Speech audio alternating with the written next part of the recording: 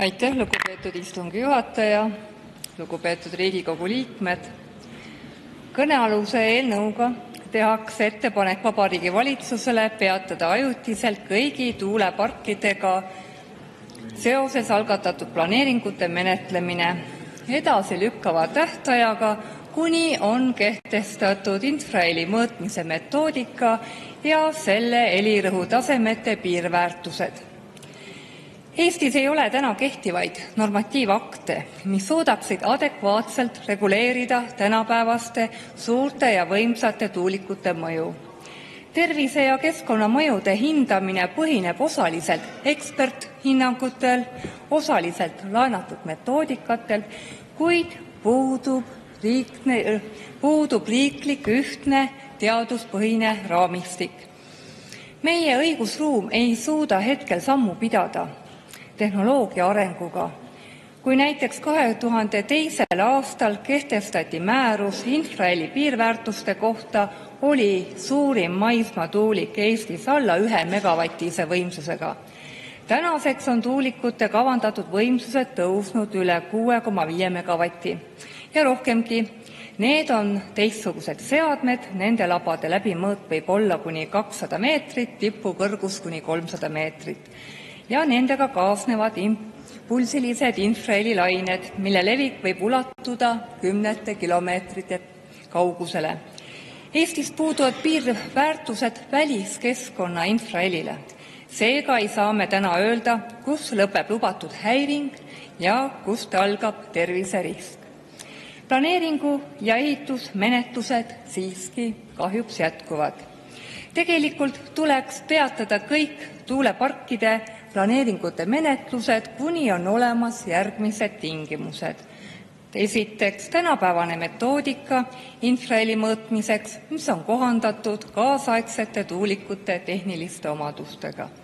Kehtestatud helirõhutasemete piirnormid madalsageduslikule mürale ja infrahelile nii siseruumis kui väliskeskkonnas.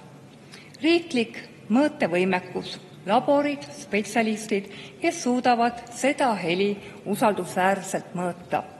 Sõltumatud juhendmõju hindajatele, mille alusel saaks hinnata müra, vibratsiooni, varjutamise ja infraheli mõju keskkonnale.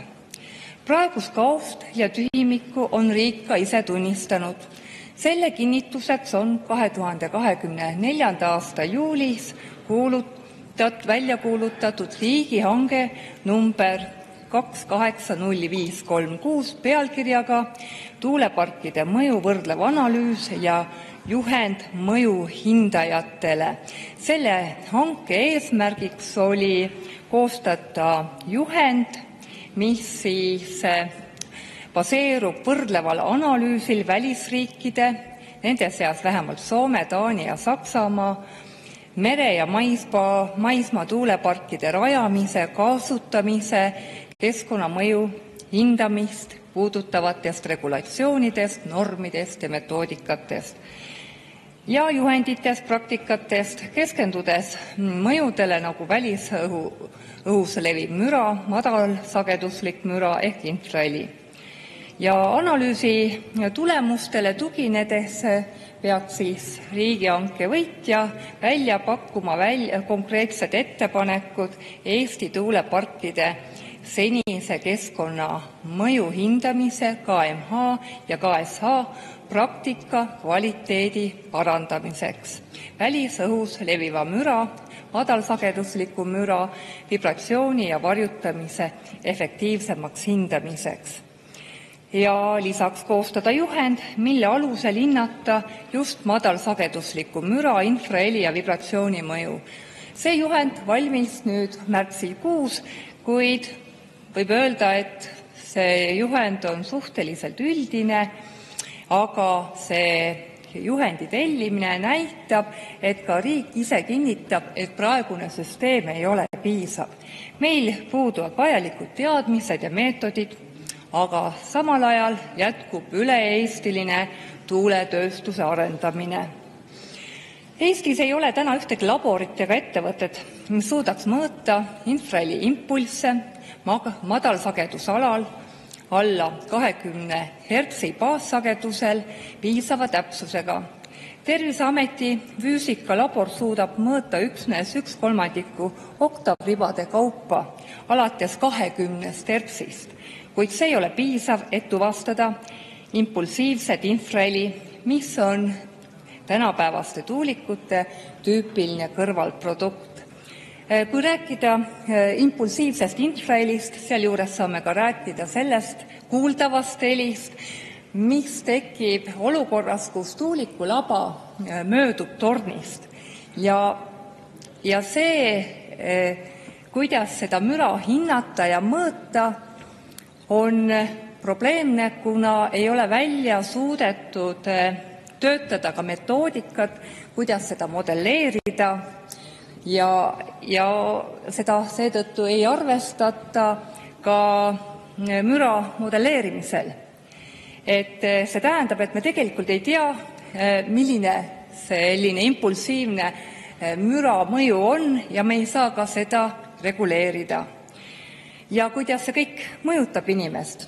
Me teame, et infraheli ja madalsageduslik müra võivad põhjustada unehäireid, ärevust, vererõhu kõikumist, keskendumisvõime langust, peavalusid, pearinglust, südame rütmihäireid, kroonilist väsimust ja isegi muutusi aju- ja sisekõrvakeskustes. See ei ole teoreetiline oht. Saarte vallas Sopi-Tootsi tuulepargi ümbruses on vähemalt 4 peret pidanud kodust lahkuma, kuna elukeskkond muutus pärast tuulikute käivitamist talumatuks. Kohalikud omavalitsused ja riiklikud institutsioonid ei ole saanud neid aidata, sest puudub seaduslik mehhanism, puuduvad mõõtmised, puuduvad vastutajad. Ja seejuures ei arvesta ka praegune olukord tuuleparkide kogumõju. Planeeringute menetluses hinnatakse iga tuuleparki eraldi, kuid koosmõju ehk kumulatiivne müra mitme lähestikku asuva tuulepargi korral võib olla palju suurem. Ja see võib ka ületada öist sihtväärtust. Ja Eestis ei ole seaduses määratud ka minimaalset kaugust tuuliku ja elamu vahel. Üldplaneeringutes on soovituslikud kaugused 1000 meetrit elamutest, 2000 meetrit tiheasustusaladest. Samas võrdlusena samas juhendis on toodud, et Saksamaal ja Taanis on kasutusel kaugused 1500 kuni 3000 meetrit, sõltuvalt seejuures veel tuuliku võimsusest. Samal ajal, kui plaanitakse Eestis tuulikuid rajada alla 1 kilomeetri kaugusele elamutes, ilma et me teaksime sealjuures, milline on selle mõju tervisele. Seetõttu ei saa niimoodi jätkata ja head kolleegid, me ei saa oodata, kuni 10 pered üle Eesti peavad kodudest lahkuma, kuni inimesed jäävad haigeks või kui lapsed ei saa rahulikult magada, õppida või kasvada.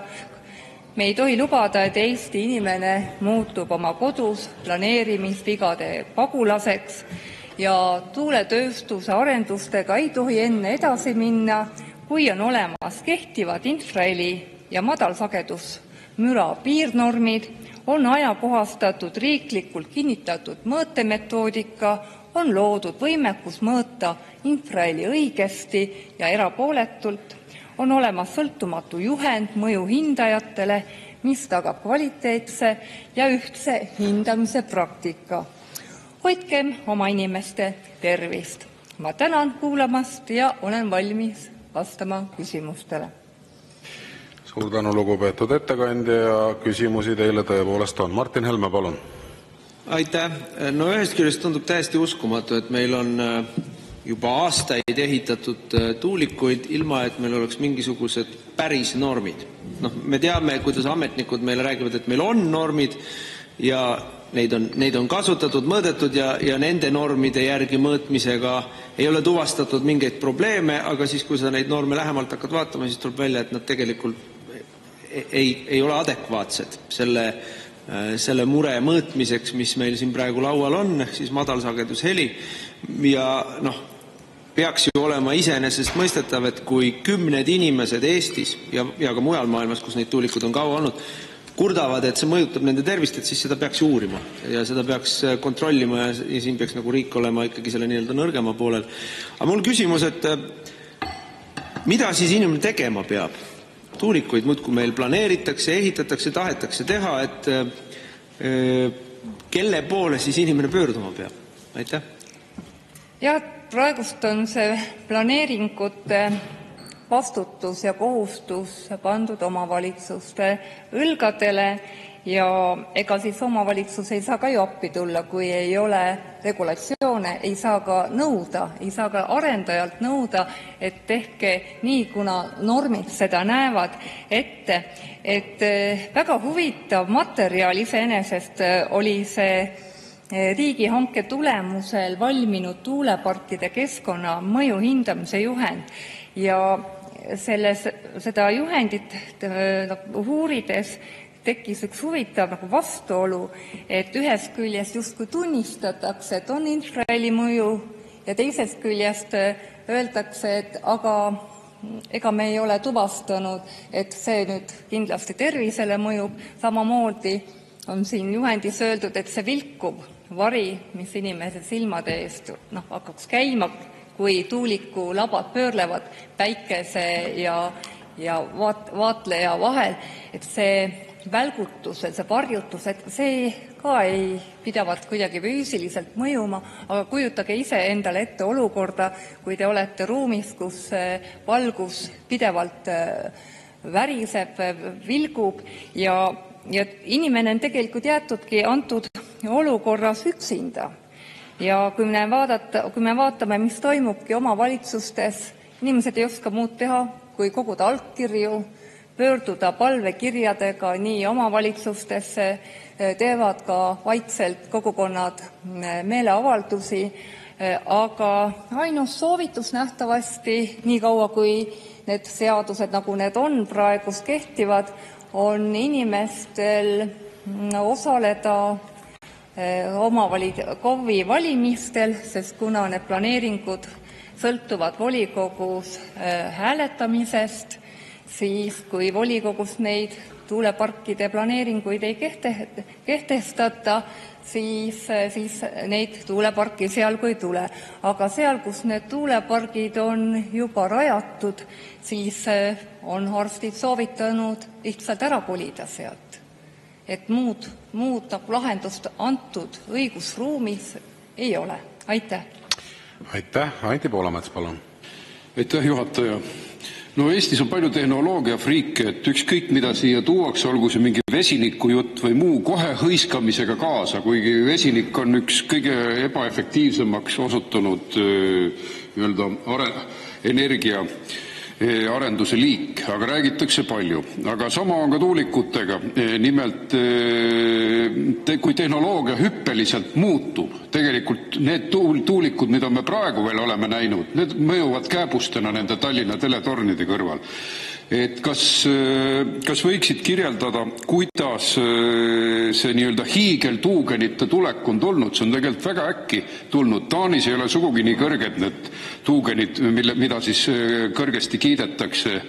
Ehk siis praktiliselt mingi Hiina tehnoloogia on hüppeliselt tunginud Eesti pärandmaastikesse ja peaaegu igasse metsatukka. Kuidas see nii on juhtunud? Jah, tehnoloogia on kiiresti arenenud ja nähtavasti on kaasa aidanud meil rohepööre, mis justkui peab tuuleenergiat väga roheliseks, kuigi me teame, et see on ääretult ressursimahukas ja väikse efektiivsusega. Ja nähtavasti annab hoogu juurde ka see, et neid tuuleparke ju peaks rajama sinna, kus tarbitakse elektrit ja samas neid ei saa panna, ütleme, päris keset maismaad, kui nad on väikesemõõdulised, ehk siis kasutatakse sellist olukorda ära, et need tõesti on Tallinna teletorniga võrreldavad, kuna keskmaal, rannikust järjest iga kilomeetriga rannikust eemale on tuulekaart näitab, et tuule võimsus langeb. Ehk nähtavasti on siin mitu asjaolu kokku sattunud ja sealjuures jäetud arvestamata nende kahjulik mõju. Ja veider on või lausa, ütleme, kahjulik on see olukord, kus öeldakse, et kuna inimene ei kuule seda, ütleme infraheli puhul, et ta ei kuule, siis see mõju on olematu. Samas me ei räägi radioaktiivsuse puhul, et näete, et ei tunne, et järelikult see ei saa teile mõjuda. Samamoodi on ka vingugaasi puhul, et ei tunne, ei näe, aga samas see mõjub inimesele fataalselt. Ja arvan, et infraheli puhul peaks samasugused ettevaatusabinõud kasutusel olema. Aitäh! Rene Kokk, palun! Aitäh, hea juhataja ja lugupeetud ettekandja! No, ma pean tunnistama, et mind natukene häirib mõnede koalitsioonisaadikute üleolev suhtumine sellesse, et me seda eelnõud siin arutame. Ja see ei ole tore, sellepärast, et kunagi oli elava õpedaga inimeste ravimine väga populaarne ja kõik seda tegid suure hurraaga. Ja kunagi ei teatud eriti kiirgusest midagi ja radoonist ei teatud midagi. Et selles mõttes palun vähem üleolevust ja menetleme asju ja loodame, et asjad ei ole nii võib-olla nagu nad näivad. Ja ma pean ütlema, et mind teeb kurvaks natuke see ka, et tegelikult meil puudub Eestis võimekus seda üldse analüüsida, sest üks koosolek, kus meil oli siis ametnike vastus oli uurimise kohta see, et kus sa ise ka viibisid, et me teeme seda interneti andmete põhjal põhimõtteliselt, aga internetis andmeid nende suuremate tuulikute kohta ei ole, sellepärast et need on väga vähe pandud ja need veel puuduvad. Et kuidas sulle tundub, millal Eesti riigil võiks tekkida võimekus tegelikult hinnata neid mõjusid adekvaatselt? Aitäh! Aitäh, väga hea küsimus. Jah, esmalt ka see tähelepanek, et kui inimesed kaebavad ja kurdavad, siis ei ole põhjust olla üleolev, vaid ikkagi ära kuulata ja leida ka põhjus, miks inimesed kurdavad.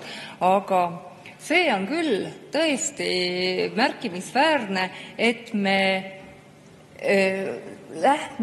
et meil ei ole neid võimekusi seda mõõta ja kui ma loen ka seda riigi poolt tellitud juhendit, siis seal öeldaksegi, et kuna meil ei ole võimalus mõõta, ei ole ka võimalik neid modelleerida, siis lähtutaksegi ekspertarvamusest.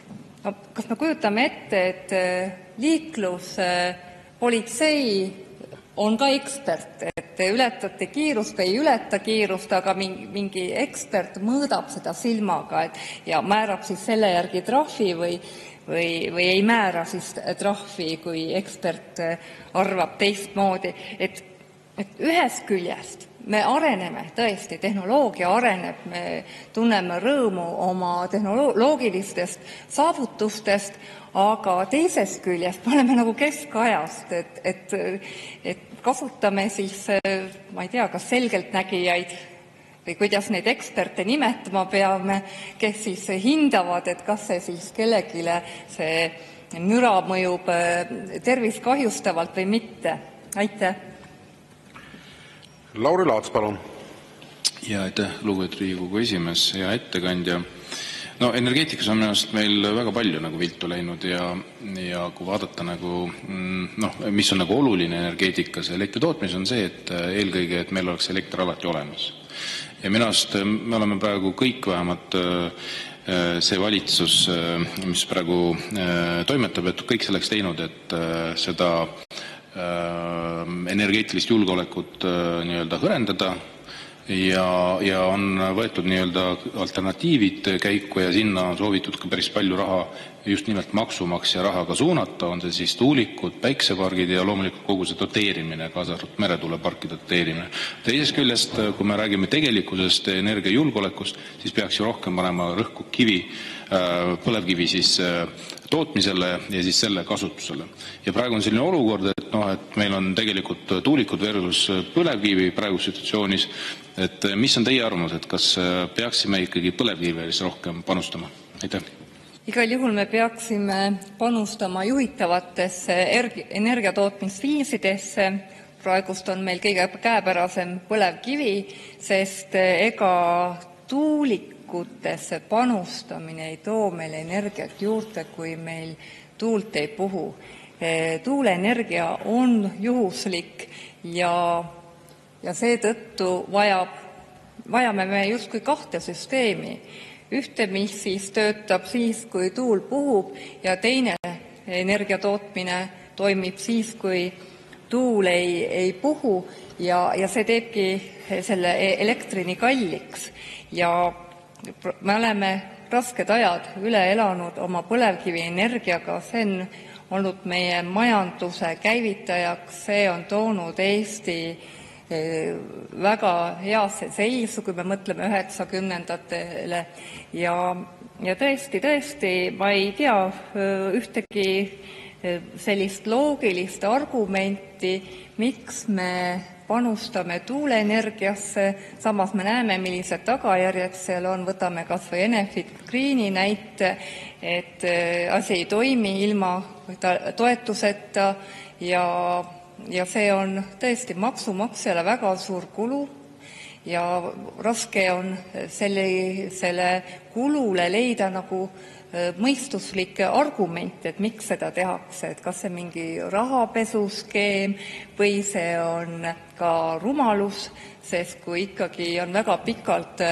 juhtinud valitsust ja olnud ka nendes nõukogudes inimene, kes arvab, et meil peaks olema elektrimolekule siin piirkonnas, siis ei olegi paremat tahta. Aitäh! Ja Kalle Grünthal, palun! Aitäh, lugupeetud ettekandja! 2. detsembril möödunud aastal menetleti sotsiaalkomisjonis rahvatervise seadus, kus oli siis ohtlike allikatena määratletud ära ka siis katlamajade müra, diskosaalide müra, ventilatsiooniseadmete müra. Ja kui ma küsisin, miks pärast see ei ole tuulikute poolt tekitatud müra, siis vastas ministeeriumi esindaja Aive Telling järgmiselt: Eestil puudub teadmine infraheli kohta absoluutselt. See teadmine tuleb alles selle aasta 1. septembriks. Veebruaris kohtusin ma Terviseameti esindajatega, nad ütlesid, et neil puuduvad seadmed, et mõõta üldse infraheli alla 10 hertsi. Ja minu küsimus on selline, et kuidas saavad ikkagi need jutumärkides nõnda nimetatud eksperdid rääkida infraheli ohutuses, kui Eesti riiklikult puudub Eestil sellest teadmine? Aitäh! Kui ma nüüd loen seda riigi poolt tellitud juhendit, et mida siis peab kohalik omavalitsus ka tegema olukorras, kus siis on vaja infraheli mõõta, siis on öeldud, et väga lihtsalt, et sarnaselt madalsageduslikule mürale puuduvad Eestis seni ka suunised, sealhulgas juhendid, kuidas arvutuslikult hinnata tuulikute poolt tekitava infraheli levikut ja hinnata selle vastavust ka ruumides kehtivatele piirmääradele. Ehk siis jälle meil ei ole teadmisi, meil ei ole võimekust mõõta ja jõuame sinna, et hakatakse infraheli mõju mõõtma siis eksperthinnangutena.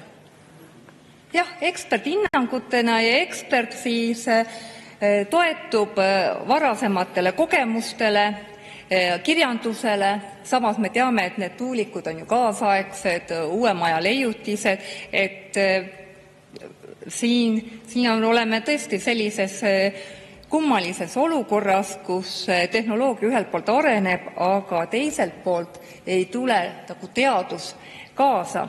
Aga seal võib ka üks põhjus olla, et infraheli ongi väga kahjulik aga see ju takistaks tuuleenergia arengut, kui nüüd oleks vastavad mõõtmed, seadmed ja meil oleks ka normid paigas, siis nähtavasti peaksid need tuulepargid, tuuletööstus peaks nähtavasti elamupiirkonnast väga kaugel asuma ja nähtavasti ei saaks neid Eestisse sellisel kujul rajadagi. Aitäh! Mart Helme, palun! Aitäh! No ei vasta nüüd tõele päriselt, et ei ole võimalik teha uurimusi selle infraheli suhtes ja et neid ei ole tehtud. Rahvusvaheliselt on neid tehtud palju.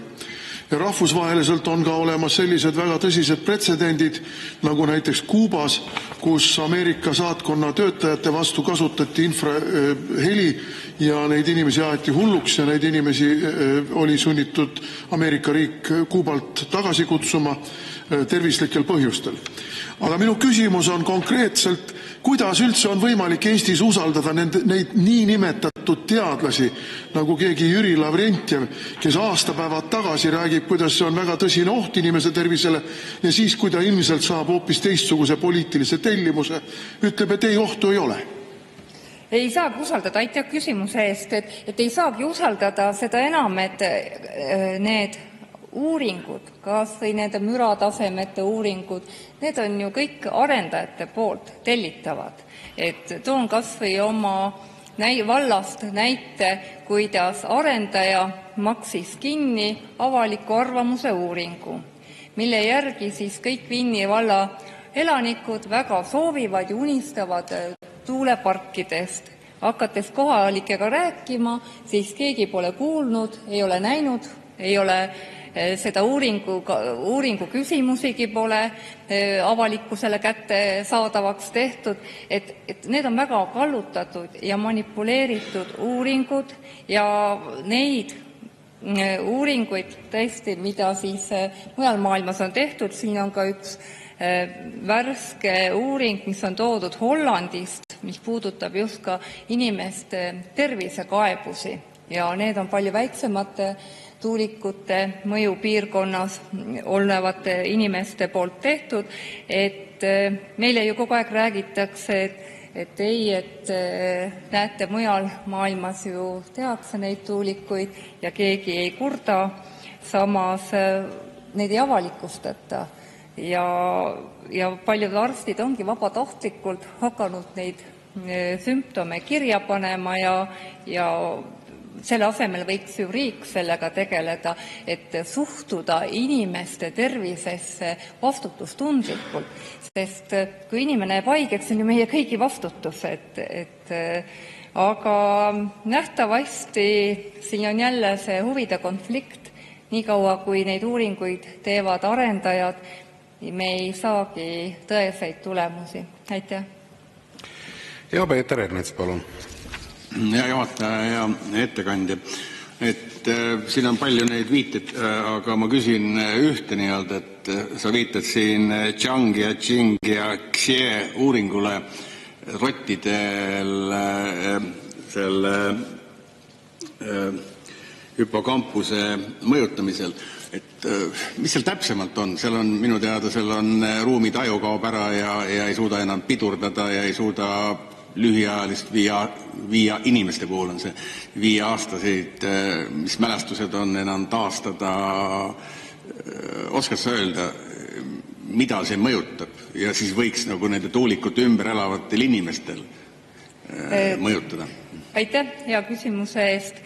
Jah, eelkõige infraheli mõjutab tõesti inimeste tasakaaluelundit, et kas tekitab siis pearinglust või tasakaaluhäireid, et selliseid kaebusi on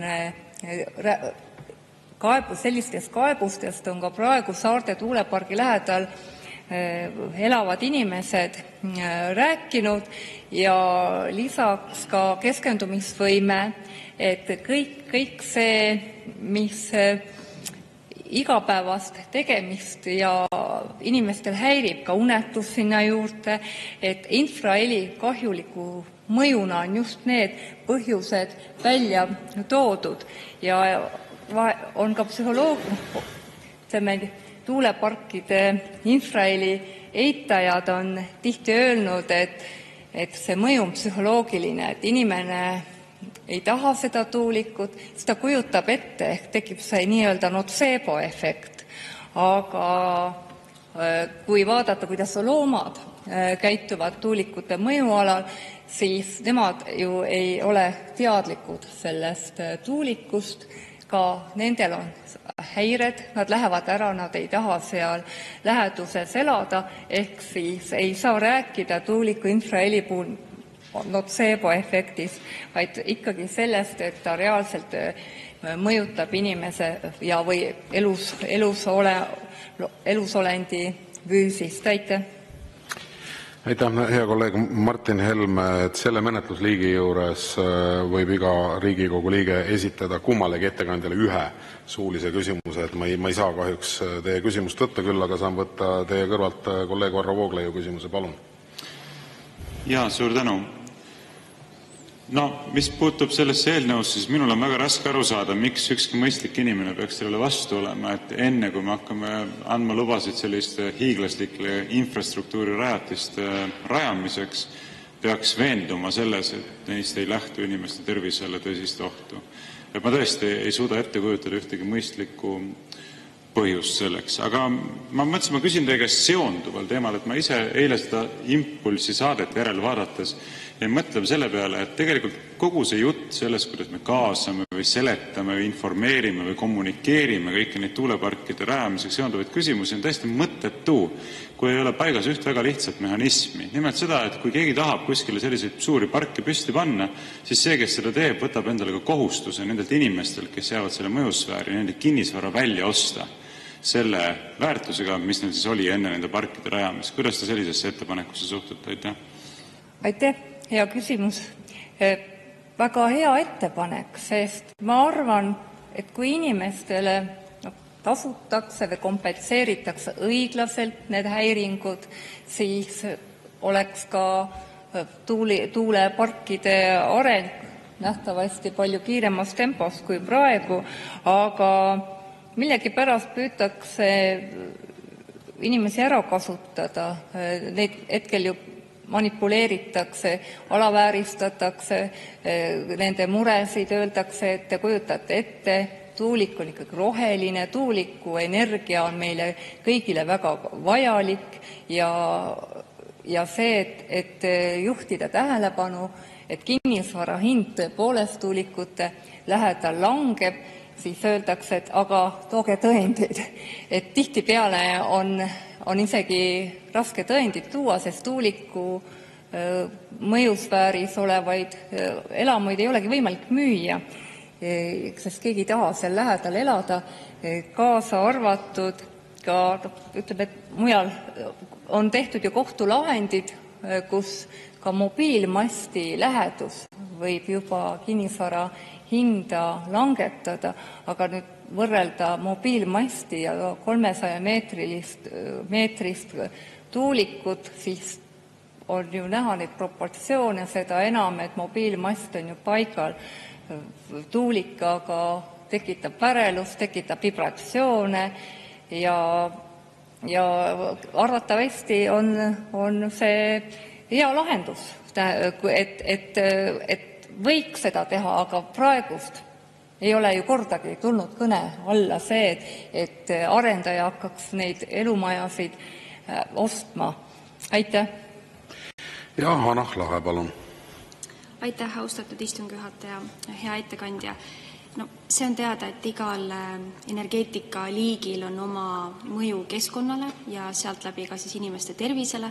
Ja mind huvitab see, et miks te just keskendute siis tuulikutele ja sellele infraheli ja selle tervise mõjule, kui on teada, et näiteks Ida-Virumaal on võrreldes Eesti keskmisega oodatav eluiga lühem ja ka imikute sünnikaal madalam, ehk siis see põlevkivitööstus mõjutab inimeste tervist väga rängalt. Teie räägid, kuidas põlevkiviga peaks jätkama, et miks te ei ole sellele põlevkivi kaevandamise tervislikule aspektile varem tähelepanu pööranud või kas ei ole teie arvates oluline? Aitäh! Jah, ma olen mitu korda kuulnud ühe argumendina põlevkivi kasutamise vastu, et imikud on alakaalulised ja õhk on väga mürgine. Ma olen käinud viimasel ajal päris tihti Ida-Virumaal ja ma ei ole tajunud, et seal õhus oleks midagi teistmoodi kui meil siin Tallinnas ja seda enam, et põlevkivienergia kasutamine ei ole ju kuhugi kadunud. Eelmine aasta me saime tänu põlevkivi energiale elektrit 14% odavama hinnaga. Aga mis on tuulikute probleem? On see, et inimene on läinud maale elama.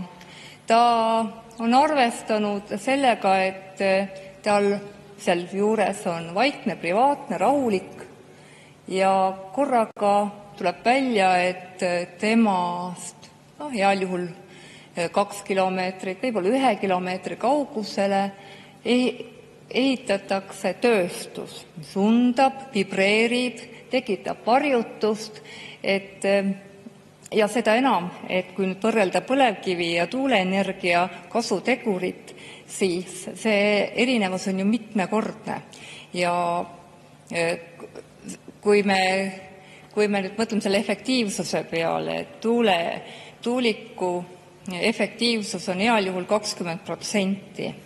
Need andmed pärinevad seal Tuuleenergia Assotsiatsiooni leheküljelt ja mõelda, kui suur keskkonnahäiring sellega kaasneb, et iga tuulik vajab oma vundamendiks ligikaudu 1 hektarit maad, lisaks juurdepääsuteed ka veel hektari jagu, ja neid tuulikuid ju planeeritakse looduskaitsealade lähedusse, rohevõrgustikule, selleks, et tuulik ehitada metsa, selleks raadatakse mets maha, tehakse juurdepääsuteed, lisaks on vaja tuulikute juurde veel alajaamasid, ühendusi, kõrgepingeliine, et tuulik kindlasti on kordades keskkonnale kahjulikum, kui oleks põlevkivi kasutamine. Aitäh! Mihkel Lees, palun. Ja aitüma, austatud juhataja, lugupeetud ettekandja. Ühes me saame teiega tõepoolest nõustuda kenasti, et inimeste tervise hoidmisesse tuleb tõsiselt suhtuda, ja teil paistab olevat üsna selge eeldus, et tuulikutel on inimeste tervisele pikaajaline mõju. Ja mina suhtun ka tõsiselt. Ma võtsin ette kõikvõimalikud erinevad vähegi adekvaatsed teadusuuringud, jõudsin lõpuks välja Terviseameti kodulehele, mis neid uuringuid koondab, ja kokkuvõttev lause Terviseameti kodulehelt on säärane, et teaduslikud uuringud ei toeta otsest seost tuuleparkide pikaajaliste kokkupuudete ja tervisemõjude vahel. Väga mitmetest erinevatest riikidest väga palju uuringuid. Ma tahaksin lihtsalt küsida, et kas võib olla, et need Eesti inimeste häiringud, vähemasti mõned neist, mida nad kirjeldavad, võivad olla tingitud sellest, et EKRE on ajanud lihtsalt inimesed enda alusetute väidetega nii närvi, et nad ei saa selle pärast magada öösiti. Aitäh! Aitäh selle küsimuse eest. Ei, EKRE ei ole inimesi ajanud närvi. EKRE on tulnud inimestele appi. Paljudes omavalitsustes praegust inimesed koonduvad, korjavad allkirju. Nad on täiesti apoliitilised olnud. Aga neil on ühine mure, et oletame, et see infraheli ei mõju kahjulikult. Öeldakse, et see vilgutus ehk parjutus, see ka ju ei mõju kahjulikult. Aga kas teie oleksite võimeline olema ruumis, kus tuledega mängitakse, kogu aeg pilgutatakse, see ju füüsiliselt teid ju ei mõjuta, aga ma arvan, et vaimsele tervisele hakkab see kindlasti pikapeale mõjuma. Aga millele ma ka toetun sellele, et Kliimaministeerium on väga pühendunult tundnud ka huvi, et kas siis tõesti ei oleks võimalik neid meetodeid välja töötada, lähtudes teiste riikide kogemustele. Me teame, et need 300 meetri kõrgusega tuulikud on suhteliselt uudne nähtus ja isegi meil ju alates aastal 2002 olid ju tuulikud ainult 1 megavatised, sellised väiksed, need, mida me siin ka Ida-Virumaale sõites tee äärest näeme, siis nüüd on need tuulikud tõesti ülivõimsad, nende rootorite läbimõõt on seal kuni 200 meetrit ja kuidas see inimestele mõjub, ei ole ju selget vastust, et ka juhenditest võib lugeda, et ei ole võimalik välja töötada ka neid arvutuslikke meetodeid, ei ole võimalik modelleerida. Lisaks on öeldud, et tuleks ainult ekspertidele põhineda. Mina olen selline inimene, kelle arvates, ma arvan, et kõikidel inimestel oleks vaja neid numbreid, neid tulemusi, mis selgitavad, et siin on normid, sellest üle ei tohi minna. Nii nagu on ka igapäevaselt, me oleme kehtestanud omale normid, milline võib olla tööstuslik müra, milline peab see olema öösel, milline võib see olla päeval. Et see on kõik ka ju inimeste tervise huvides, et selleks need normid ongi kehtestatud ja käesolev eelnõu ju ei taha mitte midagi muud kui see, et me viiksime seadused kooskõlla olemasoleva olukorraga. Meil oleks vaja neid norme, oleks vaja mõõtmisi ja et saada selgust, kuidas see mõjub ja et see inimese tervist ei kahjusta. Et tervis on kõige olulisem, nagu öeldakse, et ülejäänud on ju võimalik osta. Aitäh! Ja Maarja Kadastik, palun. Aitäh, härra esimees, lugupeetud ettekandja. No, Terviseameti andmetel ja ka mujalt kirjandusest on tuulikute poolt tekitatav infraheli tugevus kuskil 60–70 detsibelli 500 meetri kaugusel. Terviseriskiks loetakse seal 100–120 detsibelli alates. Ma just mõtlesingi, et äkki nagu saate nagu selle vahe, et see nagu ilmestada, kuna detsibelliskaala nagu ta on, et kas palju see heliintensiivsus siis vahe umbes on, kui võtame isegi selle väiksema vahe, seal 70–100 vahel, et see 30 detsibelli. Et mis ta siis umbes nii tajutavas helis kui üldse võib-olla see heliintensiivsus, et mis skaalas vahest me räägime sellest, mis on mõõdetav, ja see, kust üldse loetakse, et võib alata midagi ohtlikku. Ega ei ole ju saadud ka tulemusi Saarte tuulepargist, et need mõõtmised, mis seal on tehtud, on olnud ju ebapädevad, sellepärast, et need mõõteseadmed on väga piiratud vahemikuga, suudavad mõõta ainult seal kitsast riba, pluss siis veel seesama teema, et mida me väga tihti kuuleme, et madalsageduslik heli levib samamoodi kui keskmine kuuldav, kõrvaga kuuldav heli, aga tegelikult ei ole nii. Madalsageduslik heli levib palju pikema maa taha, läbib nii seinu, läbib maapinda ja et milline see inimesele siis tervisele kahjulik on. Me siin eelnevaltki rääkisime, et infraheli relvadest ja see, et kui me võtame ka kestvuse, võimalik nagu kiiritusega, et mõnda aega me võime olla radioaktiivses keskkonnas, ilma et see meie tervisele mingit mõju avaldaks, samas kui me viibime igapäevaselt kas või infraheli mõjusfääris, võib see hoopis teisi tulemusi tervisele anda. Et seda, milline on see mõju ja need tehnilised parameetrid seal juures, et seda peabki selle eelnõu järgi välja uurima. Aitäh! Anastasia Kovalenko-Kõlvart, palun! Aitäh, ja ettekandja! Ma loen siin ühte hiljutist arvamuslugu Eesti Päevalehes, mille autoriks on üks Eesti 200 poliitikutest ja ta kirjutab, et metsa tuleks palju rohkem raiuda, et mis mõttes meil on nii palju kaitsealasid. Ja ma tsiteerin ühte konkreetset kohta. RMK hallatavatest metsadest on juba tänaste plaanide kohaselt peaaegu 50% kaitse all ehk majandusest väljas.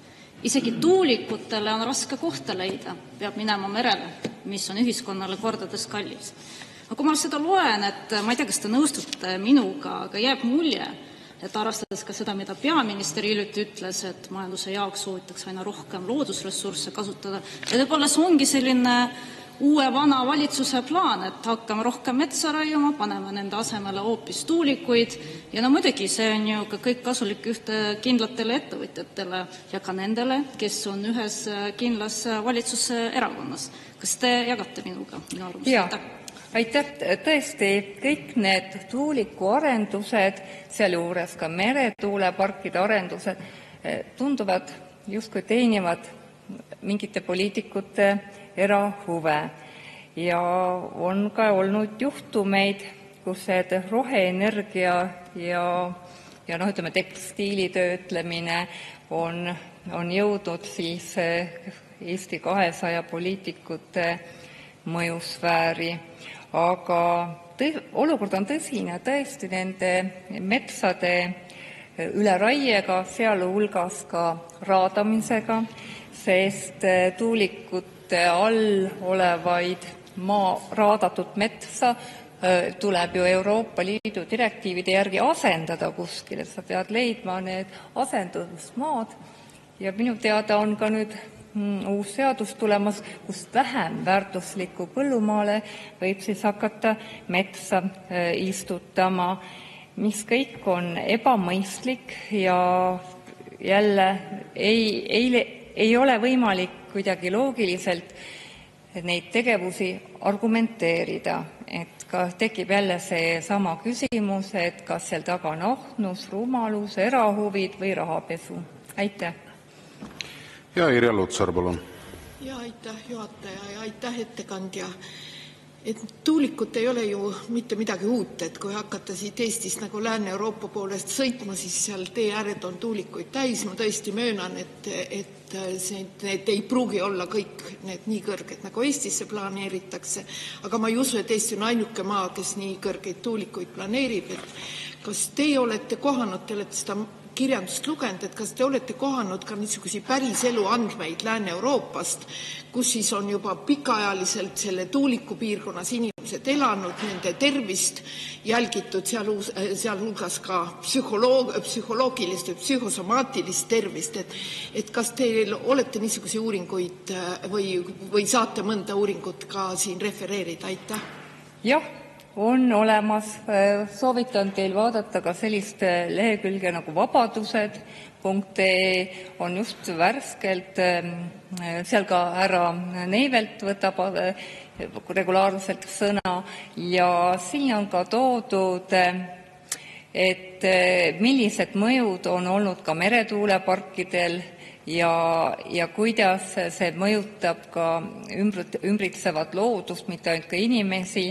Ja needsamad väiksemad tuulikud, mis meil siit Euroopasse minnes on, et need on tõesti tunduvalt väiksema võimsusega, et selliseid tuulikuid nagu Eestisse planeeritakse, on varasemalt merele tehtud ja seegi väga kaugele ja nii lähedale inimasustusele nii võimsaid tuulikuid tõesti ei ole varem tehtud. Ja nagu me tehnoloogiast teame, mida võimsam on see tehnika, seda suurem on selle mõju nii keskkonnale kui ka ümbruskonnale. Aitäh! Suur tänu, lugupeetud ettekandja. Rohkem küsimusi teile ei ole. Aitäh! Enne kui me saame hääletuse juurde asuda, on käsi püsti Kalle Grünthalil. Küsimus istungi läbiviimise protseduuri kohta, palun. Aitäh, et mul on nagu selline küsimus, et ma vaatan, et saalis on väga vähe koalitsioonisaadikut Reformierakonnast ja Eesti 200-st. Kas on äkki antud neile mingi informatsioon, et istung on tänaseks päevaks juba lõppenud ja need on ära läinud kõik või? Milles asi? Aitäh, hea kolleeg. Nagu te näete, istung toimub ja ma usun, et ka saalikutsung on kuulda. Aitäh! Head kolleegid, juhin tähelepanu, et selle eelnõu otsusena vastuvõtmiseks on vajalik Riigikogu koosseisu häälteenamus. Ja järgnevalt panen lõpphääletusele Eesti Konservatiivse Rahvaerakonna fraktsiooni esitatud Riigikogu otsuse ettepaneku tegemine Vabariigi Valitsusele peatada ajutiselt kõigi tuuleparkidega seoses algatatud planeeringute menetlemine edasi lükkava tähtajaga kuni ajakohastatud infraheli mõõtmiste metoodika ja selle helirõhutasemete piirväärtuste kehtestamiseni eelnõu 569 OE. Palun võtta seisukoht ja hääletada.